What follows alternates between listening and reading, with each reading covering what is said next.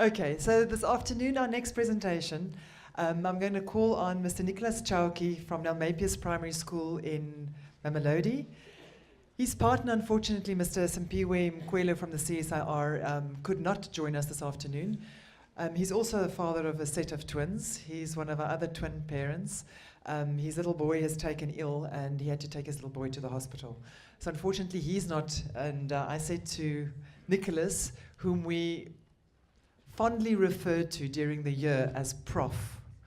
So Prof, I said to him, I will try and do a bit of a stand-in. I know I don't look like Simpiwe, but I'll try and do my best job as Simpiwe. But with that, Prof said, I'll stick to the time. So Prof, he's right here.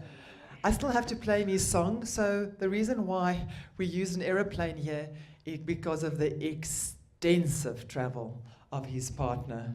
So he's going to introduce his partner in absentia. So Prof. You'll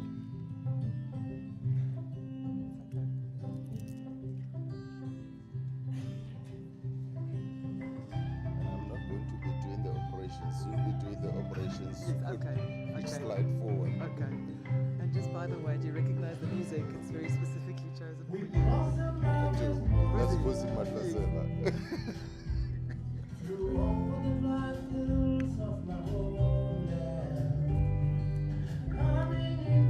So you did choose your music well, huh? Thank you.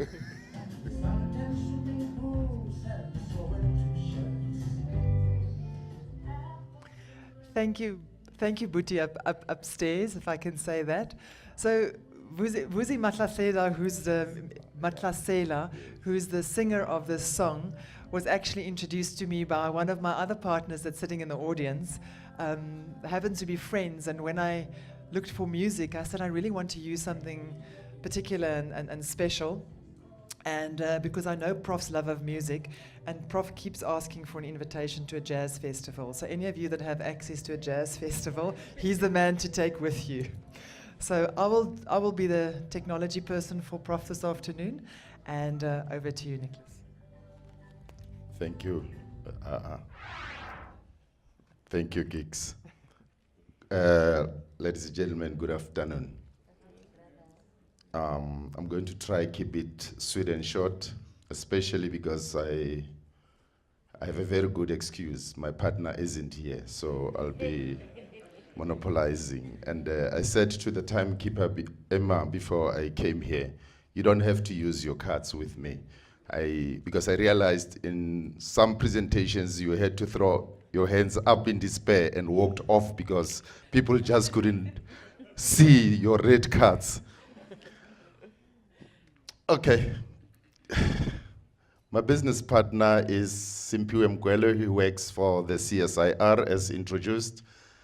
Said he's a good coffee lover. He loves it strong and black. And for those of you who don't know him, he's good looking with gray hairs. He's a father of twins, technologically minded. I didn't type a thing of our portfolio of evidence or any other thing. He was doing that for me. He's passionate about science and technology. He has just started playing golf, and I asked him to teach me as soon as he knows how to play. And he's a very organized person, and that I learned a lot from him in terms of organization. I'm going to introduce to you Simpiwe. This is Simpiwe. Dumelang. So you'll hear Prof calling me by my nickname, which is Kiki. But I really want to introduce him a little bit better.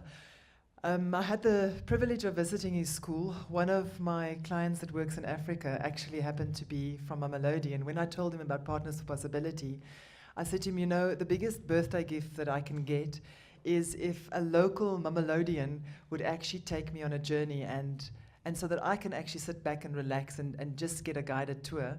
So he offered me, and me being me, I had a wish list. So I wanted to try and cover as many schools as I could, and I didn't get to all of them. But Nicholas's school was one of the ones that I did get to. And we then obviously had a COP session also hosted at the school. And what a privilege to be hosted by Prof at the school as well. So He's passionate about education. And his journey and Simpiwe's journey this year was unique. This is my 80th partnerships that I'm working with this year. I've been part of PFP since 2014. So it's the first time ever that we took on board a school that started from scratch. So when I met Prof last year, he was still elsewhere, and when we had the connection, it was under that guise, but he was going to partner with the CSIR in any event. And then when we realized that Prof was actually going to start a school from scratch, I said to him that Simpiwe and I are both in for the journey, because what a privilege to lay a whole new foundation. So Prof really has that level of dedication to and commitment to making a difference in education.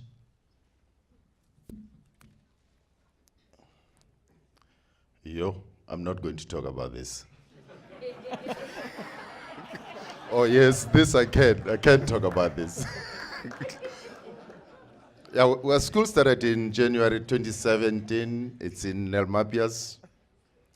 It's a primary school, obviously, grades 1 to 7. It had 933 learners in 2017, and it has now grown to 1,200 learners. Staff members have also increased to about 36. Hey, it's interesting. It's a school in the township. You find white kiddies in that school. You find unfortunately, Daya, we don't have Indian learners, but we do have Indian teachers at the school. It was quite an interesting school that had to start from scratch. No school uniform, no name. Actually, we still do not have a name up to this present moment. We have a funny identity. I know we are being called Nellmapius Primary School, but we are not, because there is Nellmapius Primary School. We are actually Nellmapius Extension 1 Primary School number 2. I bet you cannot remember that name after this. Our biggest challenge, obviously, it's a Quintile 1 no fee paying school. There's no school nutrition in place. I arrived a bit late this afternoon to this venue because I had to go to some school to go and collect food for learners so that they are able to eat tomorrow. Okay, the labs, well, when you talk, because the buildings that we are occupying are secondary school facilities, because some people will ask me, what do primary schools do with labs? But yes, they are there, they're not functioning. The library is there, is not functioning. There's a lab that is not functioning. We did not include that when we inherited the school, no window panes or window panes had been broken, ablution facilities not working, exposed electrical wires, you name it. It's all there. Am I still going on? Tell a story about your journey. Okay. We started this journey in 2017 when I met Simpiwe, and I was like, oh, okay, he's from the CSIR. He's a bit younger than I am. You see, I'm old. So he is much younger than I am, and I was like, I wonder what he's going to say to me. And in our first meeting, I developed quite a liking to him because he has 2 kids. They are twins. He loves those kids too. But he wants to see them being engineers. That's his dream. He wants to, I'm not sure if his kids will become engineers one day. So he's quite passionate about the education of a black child. So much so that sometimes last year, because his previous school had underperformed in the matric results in 2016. When he took leave, he went back to Port Elizabeth, because that's where he comes from, to go and teach. And the results improved dramatically at the end of 2017. That is Simpiwe. We worked together. There are quite a number of challenges we had. I remember during the Mandela Day, July 2017, He organized his team from the CSIR, and they replaced window panes at the school. And it's a gesture that we really, really appreciated. He also formed something that perhaps might not sound politically correct. He calls it the Black Professionals Club from the CSIR, where he's saying, you're noted, Madam Timekeeper, where he's saying, you promised you'd not use your cards on me, and now there you go. Where these black professionals visited the school from time to time to try and see how best we can improve. Yeah, now there it goes. Did you take the mic, the sound away as well? Or is my voice still audible? Yes, there it goes again. So it is something that we benefited. In one of our meetings with him, we also went to the CSIR, one of our teachers, the deputy principal to be precise, she's here with us today. We went to visit the CSIR. I see you tempted to say, may she please rise. I'm not going to say that. We visited the CSIR during their career expo, and we managed to get in contact with the Miss Earth finalist last year. And out of that meeting, lots of good things happened. Because I think we'll still see her in 2018. She moved around, arranged food for our children, and our children were able to get food. She came to the school, organized a cleaning campaign for the school, and that worked out wonders. And as you heard in the beginning when we started, it was also said that, you see, in this group, the LC8, do you call it LC8? Tshwane LC8. You see, there's cross-interaction among members or partnerships in this group.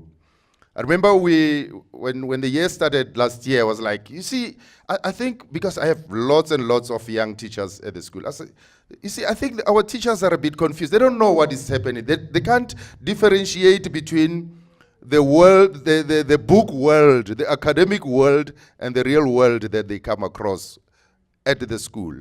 And one of the members stood up and said, don't worry, I'll arrange a workshop for you, for your teachers. Arrange it for a Saturday, and it will be done. And yes, it was done. And really, it was quite something that we really appreciated. And perhaps to sum it up, there are quite a number of things, projects that we still felt have not been completed in 2017, and we're still going to go on. And in his absence, Kiki, I will say, I don't want to call you Marichen, I want to call you Kiki.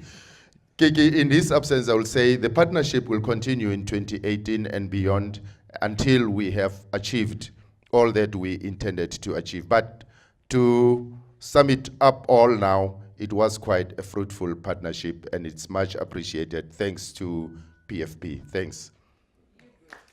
I'm good. I'm good. Say it again. I'm good. Thanks. Don't go away, Prof. Oh. So I'm just going to call on Niven. He's there, so he can actually take it because he's going to see Simpiwe hopefully sooner than the two of us. Okay. Why didn't you come to be Simpiwe?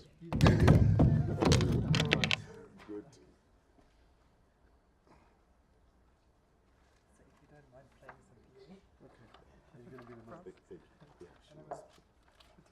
Thank you.